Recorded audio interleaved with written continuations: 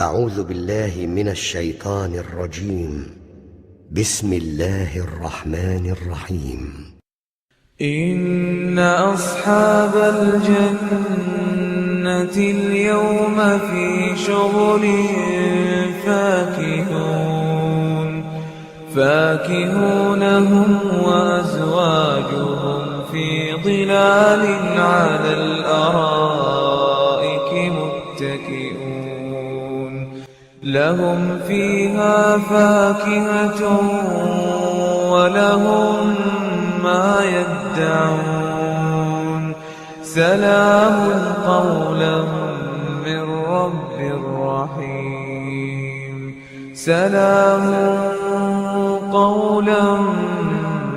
من رب رحيم وامتازوا اليوم أيها المجرمون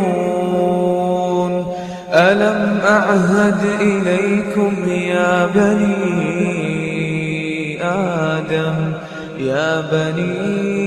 آدم ألا تعبدوا الشيطان إنه لكم عدو مبين وأن اعبدوني هذا صراط مستقيم ولقد أضل منكم جبلا كثيرا أفلم تكونوا تعقلون هذه جهنم التي كنتم توعدون اصلوها اليوم بما كنتم تكفرون اليوم نختم على أفواههم وتكلمنا أيديهم وتشهد أرجلهم بما كانوا يكسبون ولو نشاء لطمسنا على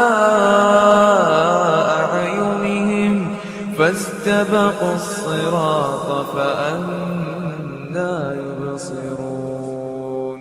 ولو نشاء لمسخناهم على مكانتهم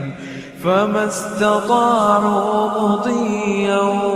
ولا يرجعون ومن نعمره ننكسه في الخلق أفلا يعقلون وما علمناه الشعر وما ينبغي له إن هو إلا ذكر وقرآن مبين لينذر من كان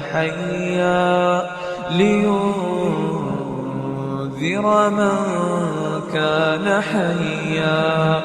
ويحق القول على الكافرين.